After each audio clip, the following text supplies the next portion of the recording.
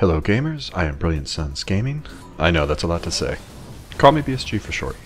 Welcome to my Beginner to Masters series. I'm running this series because I am often asked, what weapon is your favorite? All of them. What builds should I use, or should I respect my stats? Well, today I'm going to answer those questions. So for our first video, let's explore everybody's favorite weapon, the Katana. A versatile and beginner-friendly weapon, it has one of the most diverse movesets in the game. It has power, speed, and mobility, and some added utility. The Katana has excellent combo potential and is among the best weapon options when going up against human opponents. You'll see why later. It does suffer from skill bloat, however, with many conflicting active skill inputs. As always, I would encourage any player picking up this weapon to explore all of its active skills and see what suits your playstyle best, so don't be afraid to experiment.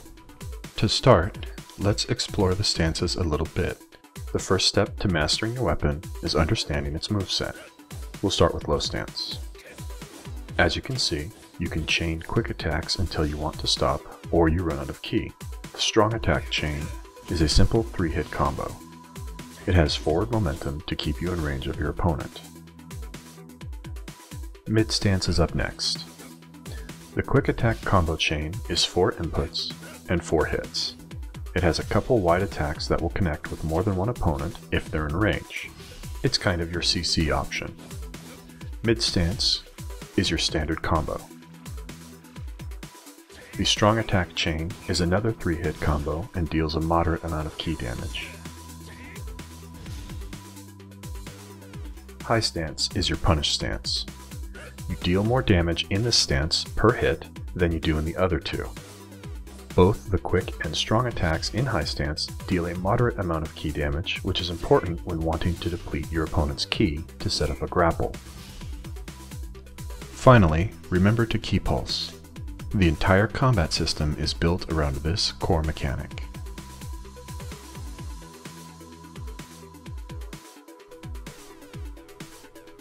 Alright, now for the fun part.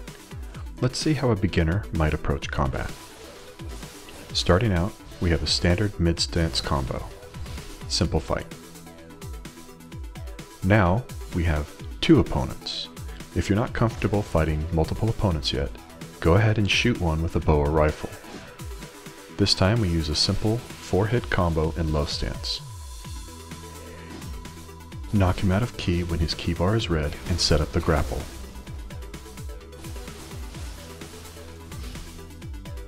And we finish this fight with a burst counter.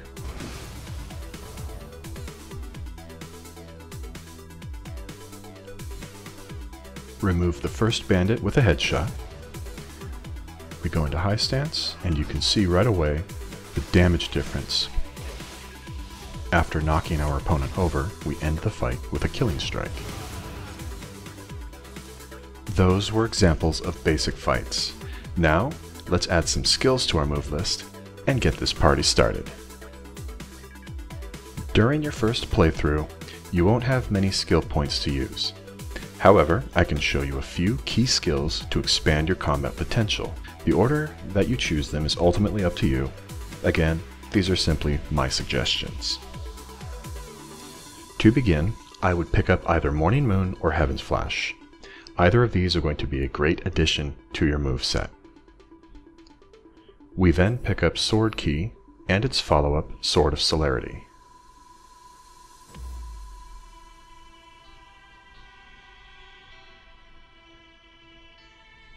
We pick up Leaf Glide as our first parry type skill, and Shadow Sword to follow up on our strong attack strings.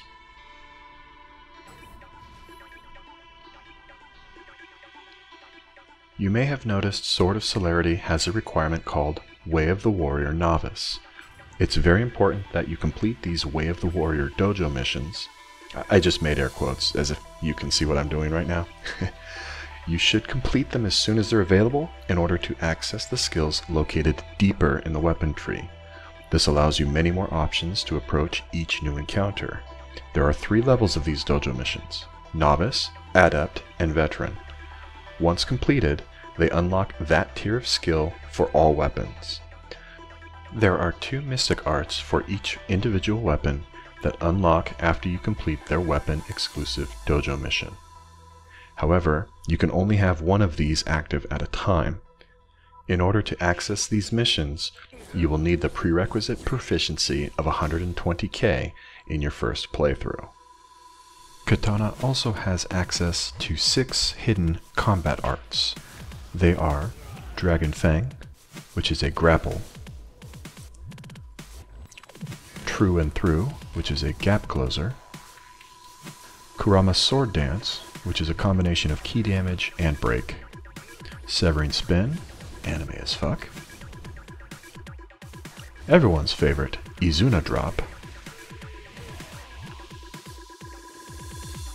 and a new addition, Reverse Impact.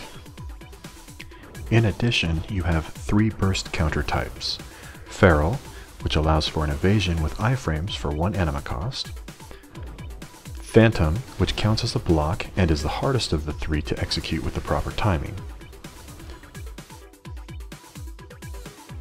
and Brute, which is the only offensive burst counter of the 3.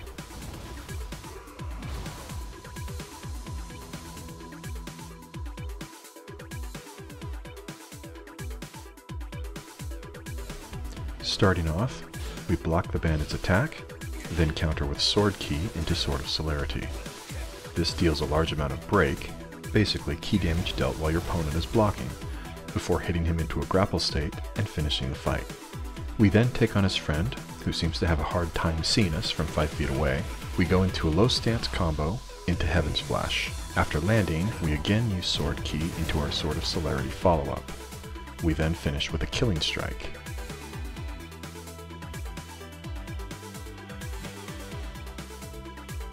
For this fight, we begin with our first parry, Leaf Glide. Switching to high stance, we land a single attack and then finish with Morning Moon. You can see that damage output. Successfully landing Leaf Glide gives you a 15% damage boost for 1 minute. Facing off against 2 bandits, we start with Sword Key into Sword of Celerity. This gives us another AoE option. We then press the advantage with a mid-stance combo. Block the bandit attack, and then burst counter the incoming burst attack, and finish off with a yokai grapple. We still have one left to deal with. He starts with a burst attack, which we counter again. Here is where I change things up a bit. Instead of going directly for the grapple follow-up, I opt to go with a low stance attack into Heaven Flash. This combo knocks him down onto the ground, picks him up on the 3rd hit, setting up a second grapple opportunity. This is what is referred to as a zero-key combo.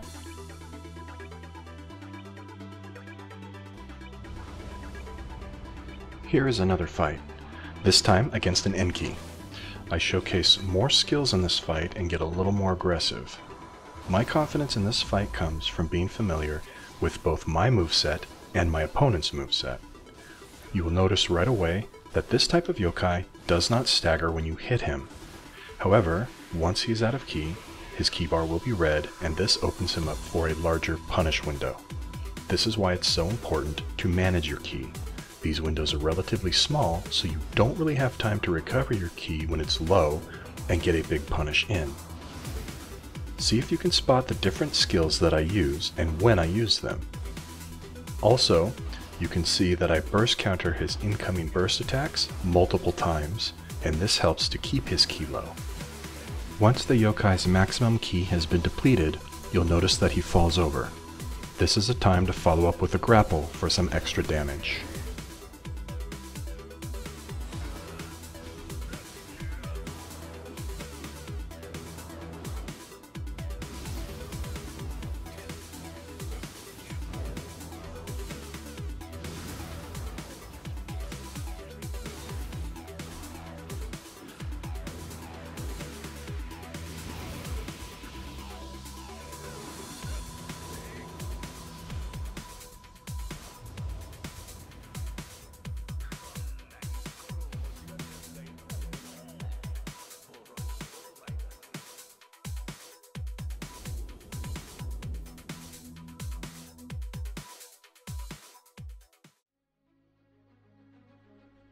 This time, we challenge multiple yokai in a fight, starting with 2 little gakis. This will require some strategy. We push the first gaki towards the second and then pull a quick shadow sword into light and darkness with a target switch. Now that both gakis are out of ki, we bait the rock throw and follow up with a killing strike. We then initiate with a Night Rain, which has a wonderful hitbox, and we catch 2 of the gakis with the efforts. We bait the grapple and follow up with another killing strike. The reason we do this is because if I had just initially gone for the killing strike, the grapple would have caught me and torched my momentum. 1 gaki down, now for the other one. The large gaki goes for a paralysis pool. This gives us ample time to follow up and finish off the other little gaki, turning this from a 3-on-1 into a 1-on-1. You should be grinning at this point because the big gakis are a cakewalk. We manhandle? Shiftling handle? I don't know. We kick the crap out of this large gaki with full high stance punishes, yokai grapples, and a buffed blue moon into an omni slice before returning that gaki into the dark realm. For these demonstrations, I'm using underleveled weapons, which is why you're seeing the fights take so long. The whole point of this is to master your weapons, not show off how much damage you can do.